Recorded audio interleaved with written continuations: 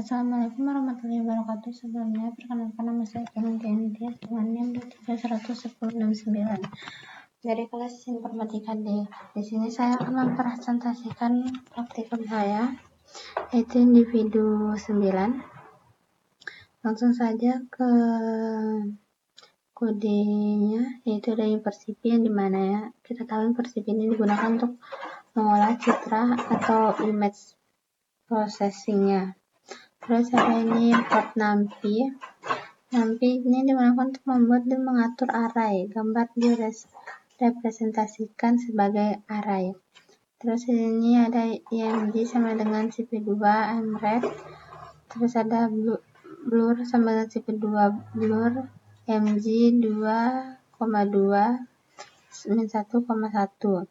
Nah, dimana img cp2 mret noisy ini adalah baris yang digunakan untuk membaca gambar bernama noisy MRI JPG. Nah, gambar tersebut merupakan citra MRI yang memiliki noise atau gangguan. Terus ini kalau blur itu yaitu fungsi untuk digunakan menghaluskan gambarnya. Nah, dimana 2,2 itu adalah ukuran kernel atau filternya. Nah, semakin besar kernelnya, semakin kuat efek blurnya. Tujuan blur ini adalah mengurangi noise pada gambar MRI. Nah, terus ada cp2mshow itu menampilkan gambar asli sebelum diproses. Terus cp2mshow blur img blur menampilkan gambar setelah dilakukan blur. Oke, sama. Terus di sini max value sama dengan 10, default value sama dengan 5, title window sama dengan blur image. Nah, dimana max value ini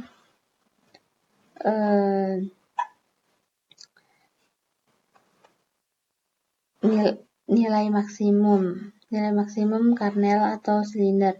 Nah, di sini ada val sama dengan nilai kernel dari track bar. Jika val lebih besar 0, maka gambar akan blur. Menggunakan kernel val, hasilnya langsung ditampilkan. Artinya semakin besar nilai val, maka gambar akan semakin blur. Terus cp2 mret itu untuk membaca MRI yang memiliki noise. cp2 named Windows atau itu untuk membuka jendelanya untuk menampilkan hasilnya. Terus cp2 create yaitu untuk membuat silinder berwarna kernel. Nah, nilai awal sama dengan default value-nya. Nilai maksimum sama dengan max value. Nah, setiap perubahan akan mengalami fungsi on track bar. On track bar itu menampilkan hasil pertama sebelum user menggeser silindernya. Terus ada yang sama dengan cp2 mret itu membaca file gambar. Blur sama dengan untuk terus ukuran 3,3 ukuran kernel harusnya ganjil, partner 0,0 berarti sigma dihitung otomatis. Terus selanjutnya di sini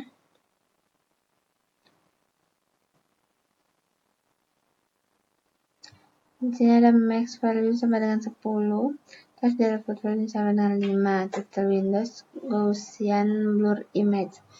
Terus ada max value, terus nilai maksimum kernelnya. Apa adalah struktur kernel. Nah, syaratnya harus lebih dari 0, harus ganjil karena kursor blur butuh kernel ganjil. Nah, terus img cp2 itu membaca arti MRI-nya. Terus cp2 named Windows atau title Windows itu untuk membuka jendelanya. Terus cp2 track bar itu membuat slider untuk mengatur ukuran kernel. Setiap perubahan akan mengalami fungsi terus ada di situ CP2G dan lain-lain. Di sini ada max value 10 juga, terus ada portfolionya 5, title Windows, Gaussian blur image. Nah, di sini ada dev on trackbar itu fungsinya akan dijalankan setiap kali silinder digeser. Nah, terus if file lebih besar 0 dan file persen 2 sama dengan 1, kernel harus lebih dari 0, bilang ganjil, yang dimana bilangan ganjil tidak boleh bilang genap. Nah, blur sama dengan 1, CP2 blur img file, 1,1. Nah, blur 2 CP2 Gaussian blur img file, 0,0. Nah, terus ada sini lainnya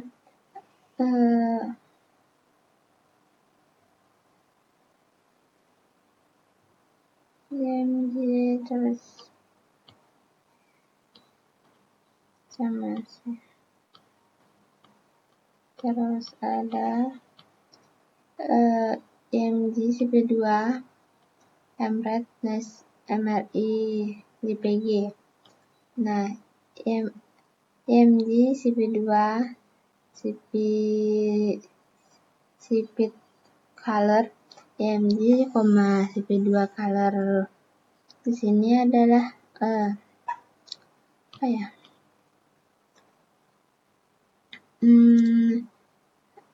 mengubah gambar berwarna menjadi grayscale. Nah, tujuan agar proses thresholding lebih mudah, karena thresholding hanya bekerja pada intensitas.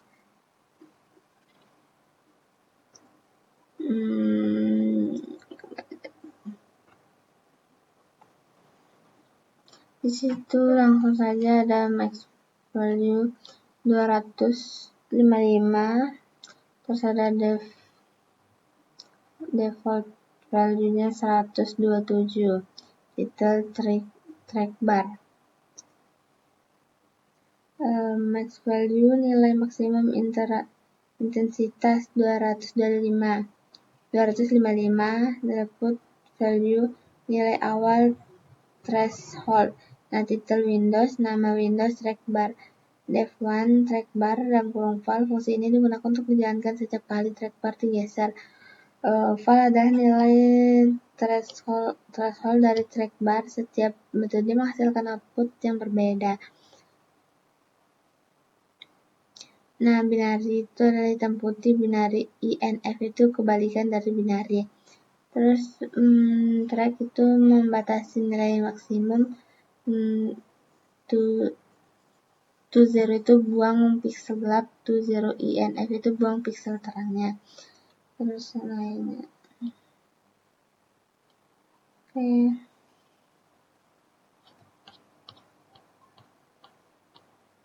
Import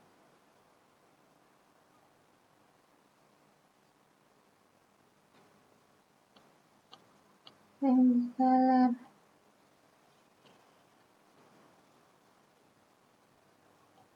Nah, pada program ini saya menggunakan di sini kan ada red 2.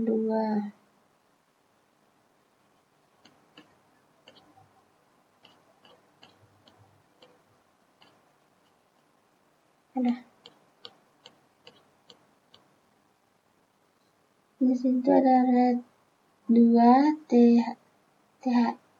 TH2, CP2,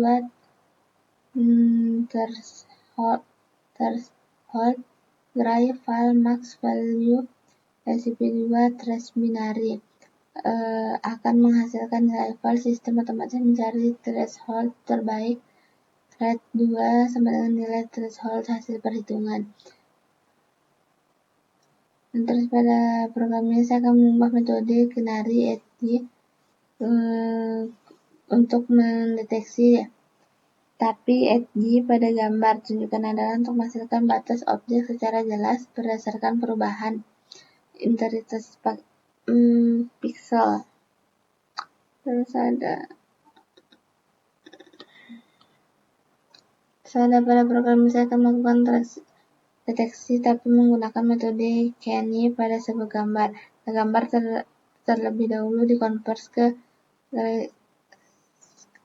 grayscale agar proses deteksi lebih efektif. Kemudian saya menggunakan dua parameter yaitu threshold minimum dan maksimum yang dapat diatur secara interaktif menggunakan trackbar.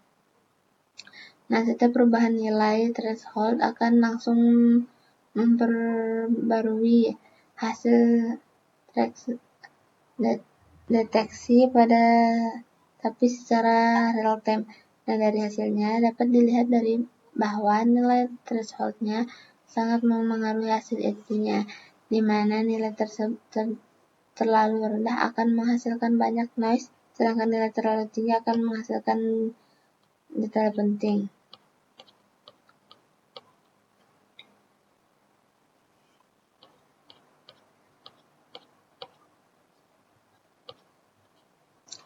Nah, pada program ini saya juga